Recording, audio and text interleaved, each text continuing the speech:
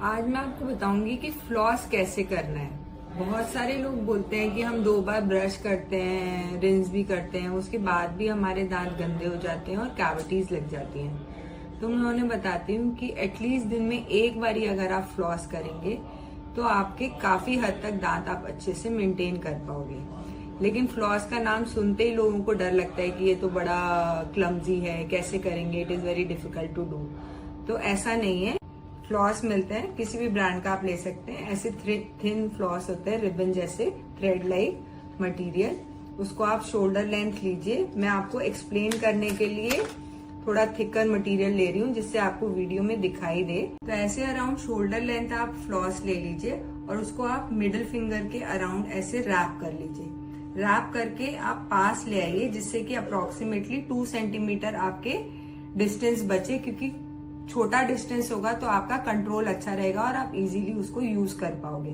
और फिर आप थंब से और इंडेक्स फिंगर से उसको प्रेशर डाल सकते हो। ऊपर के दांत में से थंब से पुश कर सकते हो, नीचे के दांत में आप इंडेक्स फिंगर से पुश कर सकते हो। आप 2 दांतों के बीच में कांटेक्ट में घुस गए हो तो आपको उसके बाद ऐसे करके उसको सी शेप, यू शेप, आप जो भी चाहे कह सकते हैं, उसको ऐसे एक साइड में, राइट साइड में और लेफ्ट साइड में, दोनों साइड ऐसे सी बनाना है। अगर ऊपर का दांत है तो उसको नीचे पुल करना है, नीचे का दांत है तो उसे ऊपर पुल करना है।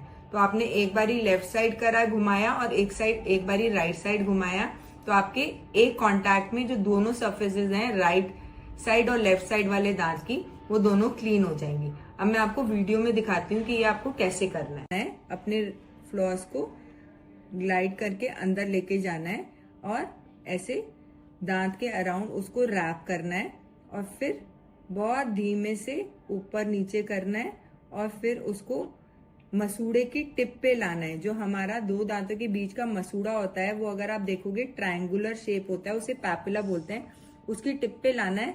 फिर जो हमारा अगला दांत है उसकी साइड वाली सरफेस को, उसको हमें ऐसे दोबारा से सी शेप बनानी है और ऐसे ऊपर नीचे करके क्लीन करना है और फिर उसे उधर से बाहर निकाल लेना है। ऐसे आपको पूरा आर्च में सारे कॉन्टैक्ट्स क्लीन करने हैं और एक बारी नीचे के हो जाएंगे, फिर आपको ऊपर के सारे कॉन्टैक्ट्स क्लीन करने हैं। अगर आपको ये रिबन वाला टेक्निक जो है बहुत क्लमजी, ट्रिकी लगता है और आपको लगता है you will not be able to do it, बहुत मुश्किल है, तो आजकल बहुत इजीली अवेलेबल है ऐसे रेडीमेड फ्लॉस पिक्स जिसको आप आसानी से यूज कर सकते हो। ये भी मैं आपको सिखा देती हूँ।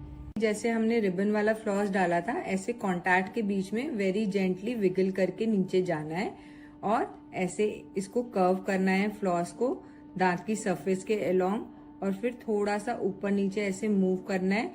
और जब हमें दूसरे दांत की कॉन्टैक्ट सरफेस पे जाना है तो हम मसूड़े की टिप पे आएंगे और उसके बाद हम पीछे वाले दूसरी साइड वाले दांत में जाएंगे और उसके अराउंड ऐसे सी बनाएंगे और उसकी सरफेस ऐसे ऊपर नीचे करके क्लीन करेंगे और फिर इसको बाहर निकाल लेंगे। अब कुछ टिप्स, जब आप ये रिबन वाला फ्लॉस यूज कर रहे हैं तो आप जब एक कॉन्टैक्ट क्लीन कर लेंगे तो नेक्स्ट कॉन्टैक्ट में, क्योंकि वो आपका गंदा हो गया है फ्लॉस, तो आप उसको एक तरफ से उसको एक फिंगर में रैप कर लोगे और दूसरी तरफ से खोल दोगे, जिससे आपकी फ्रेश क्लीन सरफेस आपके सामने आ गई है। अब आप इस एरिया से नेक्स्ट कॉन्टैक्ट को क्लीन करोगे, लेकिन ये आपका रेडीमेड वाले फ्लॉस में पॉसिबल नहीं है। तो उसके लिए आपको क्या करना है, एक ग्लास के अंदर आप माउथ वॉश प्रिपेयर करके रख सकते हो पानी के साथ घोल के। तो जब आपने एक कॉन्टैक्ट क्लीन कर लिया उसके अंदर इसको डिप करके वॉश कर लो इस फ्लॉस स्टिक को और फिर नेक्स्ट कॉन्टैक्ट में डालो।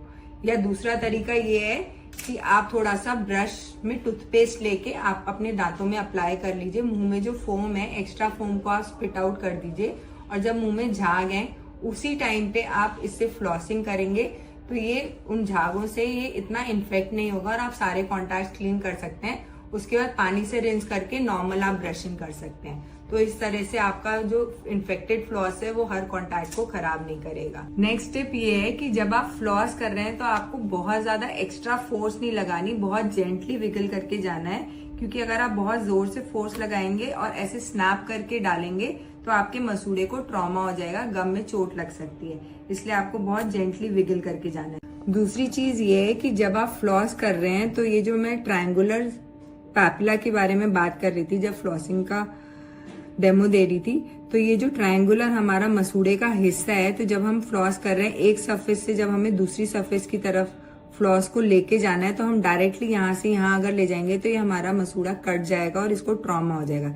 इसलिए हमें ऐसे फ्लॉस को ऊपर मसूड़े की टिप पे लाना है, फिर नेक्स्ट सरफेस पे जाना है और फिर उसे क्लीन करना है। तो इस टेक्निक से आप दिन में एक बार ही फ्लॉस कर लीजिए, चाहे मॉर्निंग में कर लो चाहे इवनिंग में कर लो, उससे बहुत ज्यादा फर्क नहीं पड़ता। कुछ लोग पूछते हैं कि ब्रशिंग से पहले करें या ब्रशिंग के बाद करें, उससे भी ज्यादा अंतर नहीं पड़ता है। लेकिन अगर आप ब्रशिंग से पहले करेंगे तो जो आपने डेब्री रिमूव करी है, लूजन करी है, वो आप एक बार फ्लॉस करिए, पानी से रिंस कर लीजिए, उसके बाद ब्रश कर लीजिए, तो वो बहुत अच्छे से क्लीन हो जाता है। लेकिन आपको जैसे कंफर्टेबल लगता है आप वैसे कर सकते हो, पहले करो या बाद में करो, एटलीस्ट दिन में एक बार ही फ्लॉस कर लो, दैट इज गुड एनफ। एक और चीज जो ध्यान में रखने वाली है वो ये है कि अगर आपको लगता है कि आपके दांत इस वक्त गंदे हैं तो पहले आप डेंटिस्ट से क्लीनिंग कराइए, उसके बाद फ्लॉसिंग शुरू करिए। अगर आप स्ट्रेट अवे फ्लॉसिंग शुरू कर दोगे तो हो सकता है कि जो आपके दांतों के कांटेक्ट में जो डिपॉजिट है, जो बैक्टीरिया है, वो आपके मसूड़े के अंदर चला जाए और इन्फेक्शन कॉज करे। तो पहले आप एक बार डेंटिस्ट से क्लीनिंग करा लो, उसके बाद फ्लॉसिंग शुरू करो। अगर आपको लगता है कि आपके दांत क्लीन है तो आप स्ट्रेट अवे फ्लॉसिंग शुरू कर सकते हो। उसके बाद इनिशियली हो सकता है थोड़ा बहुत आपके गम से ब्लीडिंग हो, बट वो धीरे धीरे जैसे आप फ्लॉसिंग रेगुलरली करते रहोगे, मसूड़ा आपका हील हो जाएगा, डिपॉजिट्स हट जाएंगे, इन्फेक्शन ठीक हो जाएगा, तो वो ब्लीडिंग होना बंद हो जाएगी और आपके गम्स और टीथ दोनों हेल्दी हो जाएंगे। आई होप ये वीडियो आपको फ्लॉसिंग सीखने में हेल्प करेगा और आप फ्लॉसिंग रेगुलरली कर पाएंगे और अपना ओरल हाइजीन अच्छे से मेंटेन कर पाएंगे। Thank you so much for watching.